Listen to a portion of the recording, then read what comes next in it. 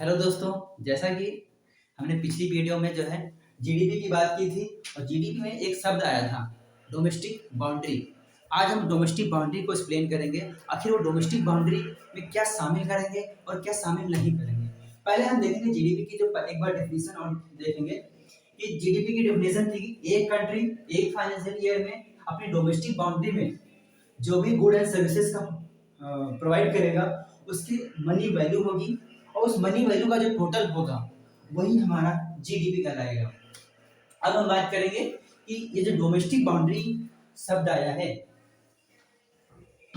इस domestic boundary को कैसे एक्सप्लेन कर सकते हैं, कैसे समझ सकते हैं कि इसमें क्या शामिल करना है और क्या शामिल नहीं करना है। सबसे पहले देखेंगे इसमें जो है लैंड एरिया।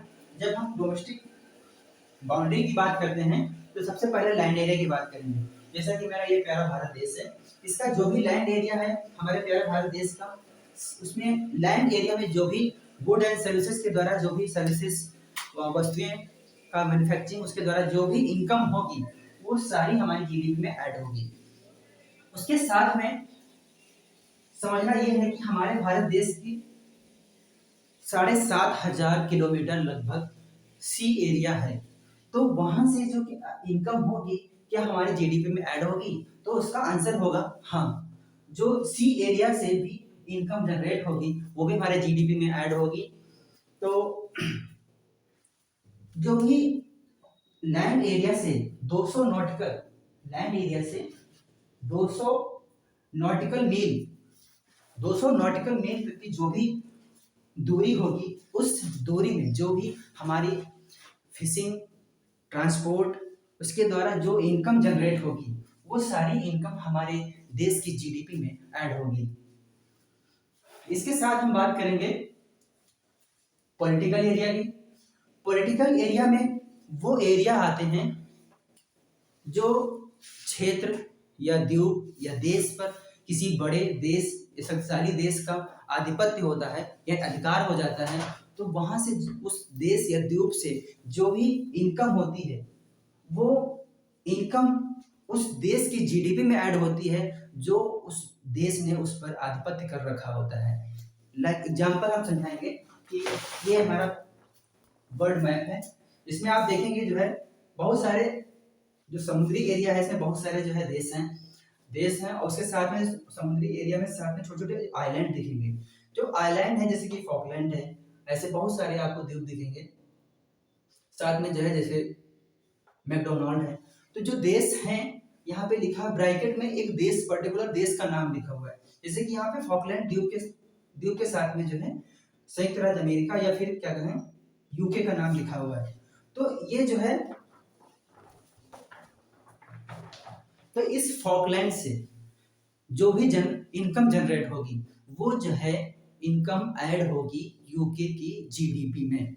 इसी प्रकार जैसे कि ऊपर ग्रीनलैंड है, तो ग्रीनलैंड से जो भी इनकम जनरेट होगी वो जो है डेनमार्क की इनकम में ऐड होगी। तो ये होगा पॉलिटिकल एरिया। इसी प्रकार हम समझेंगे अब ट्रांसपोर्ट सर्विसेज की। ट्रांसपोर्ट सर्विसेज जो हमारी लैंड में यानी कि भारत देश के जो लैंड एरिया क्षेत्र है वहां पे जो ट्रांसपोर्ट सर्विसेज हो रही हैं वो जीडीपी में ऐड होंगी। उसके साथ में जो हमारे पोर्ट हैं समुद्र के रास्ते के लिए, वहां से जो भी हमारी इनकम होगी वो हमारी जीडीपी में ऐड होगी।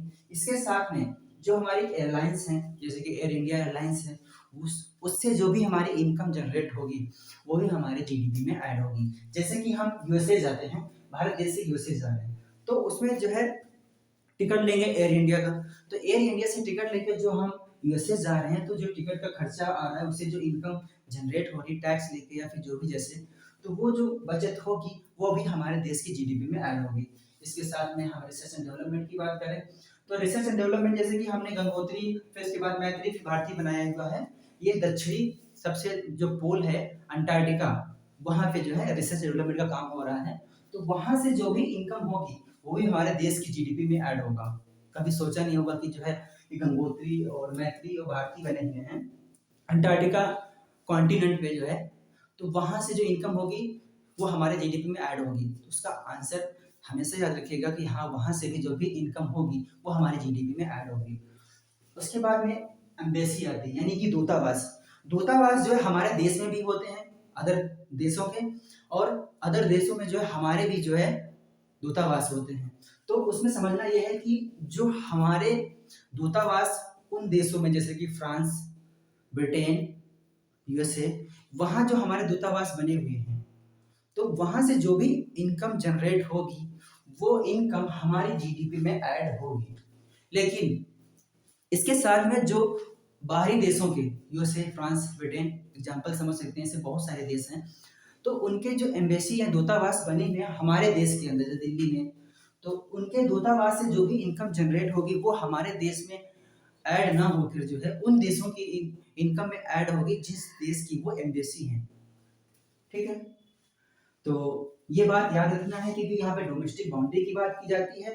डोमेस्टिक बाउंड्री में दूतावास आते ही आते हैं। हमारे हमारे देश की बाउंड्री में, जैसे दिल्ली में हमारे बहुत देशों की जो एम्बेसी बनी हुई है, तो उन देशों की जो है एम्बेसी एम्बेसी जो है जो भी इनकम होती है वो हमारे देश में शामिल नहीं होती है, वो जो है उस देश की जीडीपी में शामिल होती है जिस देश की वो एम्बेसी है।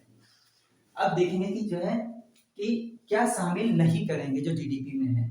सबसे पहले समझते हैं कि जो है एक देश का जो भी क्षेत्र यूएनओ में डिस्ट्रीब्यूटेड हो जाता है, उस क्षेत्र की जो है जो इनकम होती है वो उस देश की या फिर जिन देशों के बीच में वो डिस्प्यूट होता है उन देशों के जीडीपी में इनकम ऐड नहीं करेंगे। जैसे कि समझते हैं कि कुछ साल पहले जो है कंबोडिया और थाईलैंड में अंकोर वाट मंदिर को लेकर जो है डिस्प्यूट हुआ, और ये डिस्प्यूट जो है लगभग 4 साल चला।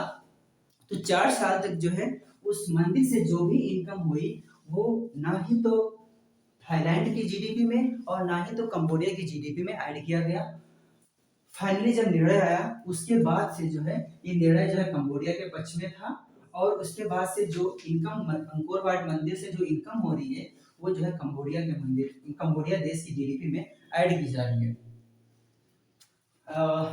ठीक है, ये हमारा छोटा सा वीडियो था जिसमें हमने बात की कि जो है जीडीपी में, एक देश की जीडीपी में जो डोमेस्टिक बाउंड्री होती है उसमें क्या क्या शामिल करते हैं। तो एक बार रिवाइज कर लेते हैं कि हमने क्या क्या शामिल किया है, क्योंकि इम्पोर्टेंट होता है कि क्या क्या शामिल करना है एक डोमेस्टिक बाउंड्री में, क्या क्या बाउंड्री में शामिल नहीं करना है। तो लैंड एरिया शामिल करना है, सी एरिया, पॉलिटिकल एरिया, जो हमारे समुद्री एरिया में जो छोटे छोटे द्वीप हैं वहाँ पे जो भी क्षेत्र हैं उस क्षेत्रों पे किसका आधिपत्य है, जिसका आधिपत्य होगा सीधी सी बात है उसकी जो जीडीपी वहाँ से इनकम जो होगी वो ऐड होगी जाके। फिर ट्रांसपोर्ट, अब ट्रांसपोर्ट सर्विसेज जो हमारे देश की ट्रांसपोर्ट सर्विसेज हैं, या पोर्ट वाली हो या फिर एयर वाली हो, वो जो हमारे देश की जो ट्रांसपोर्ट सर्विसेज यूज की जा रही हैं उनसे जो इनकम होगी हमारे देश की जीडीपी में ऐड होगी। इसी प्रकार जैसे डेवलपमेंट है, तो यहाँ पर गंगोत्री मैत्री रिसर्च का काम हो रहा है, वहाँ से जो इनकम जनरेट होगी वो भी हमारे देश की जीडीपी में ऐड होगी।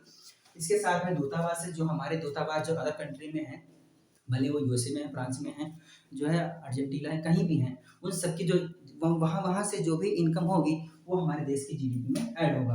उसके साथ में जो है क्या शामिल नहीं होगा, उसमें शामिल नहीं होगा जो है जो भी डिस्प्यूटेड एरिया है, जैसे कि अंकोर वाट मंदिर पे मैंने बात की। अच्छा, ये सबसे एक जरूरी बात ये भी आप याद रखिएगा, हमारे देश का जो पीओके वाला ये वाला क्षेत्र है, इसको पाक, पीओके यानी कि पाक अधिकृत कश्मीर बोलते हैं। यहाँ इस क्षेत्र को हम अपने देश के मैप में ऐड करते हैं।